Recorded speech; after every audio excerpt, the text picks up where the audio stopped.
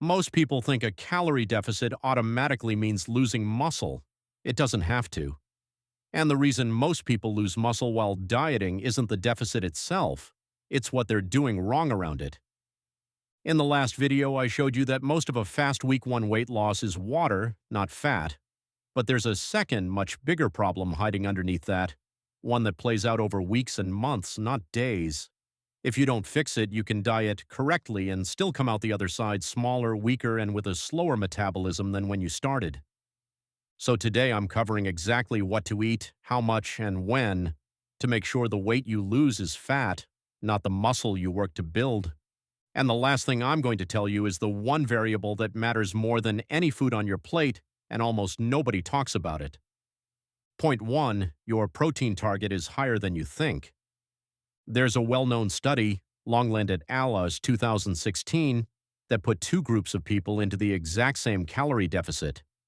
One group ate a moderate amount of protein and did mostly cardio. The other group ate significantly more protein and did heavy resistance training. Same deficit, same weight lost, completely different results. The moderate protein cardio-only group lost fat, but also lost a meaningful amount of muscle. The high-protein resistance training group lost essentially the same amount of fat but actually gained lean mass in a calorie deficit. That's not supposed to be possible under the old calories in, calories out determines what you lose thinking, but it happens constantly in the research.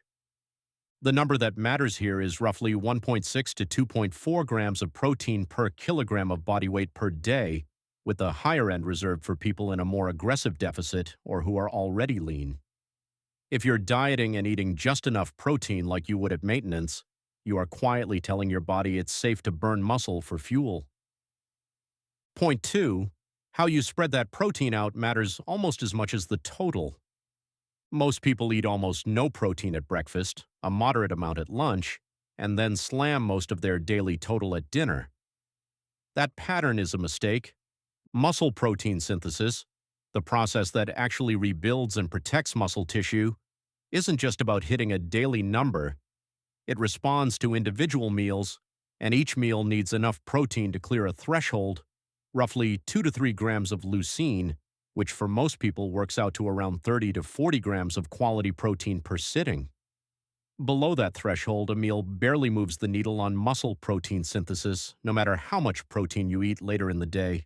So a day where you eat 10 grams at breakfast, 20 at lunch, and 100 at dinner triggers far less total muscle protein synthesis than the same 130 grams split evenly across 4 meals of roughly 30 grams each, same total, different result. This is one of the simplest, most overlooked fixes in the entire process. Point 3, the deficit size itself changes whether this even works. I covered this in the last video, but it matters even more here. A moderate deficit, 500 to 750 calories a day, leaves enough energy available for your body to actually use that protein and repair muscle tissue.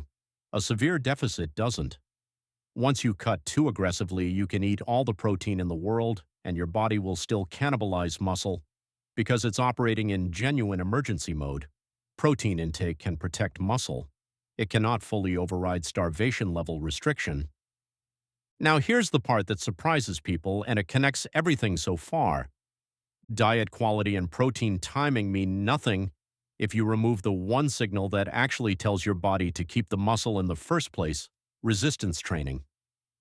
Go back to that Longland study for a second. The high-protein group wasn't just eating differently, they were lifting heavy. That's not a coincidence, and it's not optional. Protein gives your body the raw material to preserve muscle. Resistance training is the message that says, this tissue is still being used, don't get rid of it. Without that signal, extra protein mostly just gets used for energy or stored, not protected muscle. People who diet without lifting are the ones who end up skinny fat, lighter on the scale but with a worse body composition than when they started. Point 4. Sleep is quietly deciding how much of your loss is fat versus muscle. This one gets almost no attention. There's a study, Nedelcheva et al., that put people in the exact same calorie deficit and only changed one thing: how much they slept. One group got 8.5 hours a night, the other got 5.5. Same deficit, same total weight loss by the end. But the sleep-restricted group lost 55% less fat and made up the difference by losing far more muscle instead. Same math on the scale, completely different outcome in the mirror. If you're doing everything else right and still losing muscle, poor sleep is one of the first things worth checking because no amount of protein timing fixes what bad sleep quietly undoes overnight. Point 5. Occasional diet breaks. Protect muscle better than grinding through nonstop. There's research on intermittent dieting, most notably the Matador study, comparing continuous dieting to a pattern of 2 weeks in a deficit followed by 2 weeks at maintenance, repeated in cycles. The intermittent group lost more total fat, preserved more lean mass, and experienced less metabolic slowdown than the group who dieted continuously for the same overall duration. The takeaway isn't that you need a rigid on-off schedule. It's that a body under constant, unbroken restriction starts making the same emergency decisions it makes in a deficit that's too aggressive, even if the daily numbers look moderate on paper. Every few weeks at maintenance calories isn't a cheat, it's a reset button for the hormones that were quietly working against you. So here's where we land. Protein isn't just about hitting a number, it's about hitting roughly 1.6 to 2.4 grams per kilogram, spread across meals that each clear the threshold to actually trigger muscle protein synthesis. None of that works without resistance training providing the signal to keep the muscle you're feeding. None of that works if your deficit is so aggressive your body is in survival mode.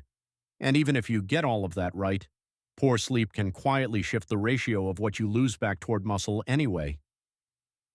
Eat enough protein, spread it out, lift heavy, sleep enough, don't starve yourself. That's the whole system.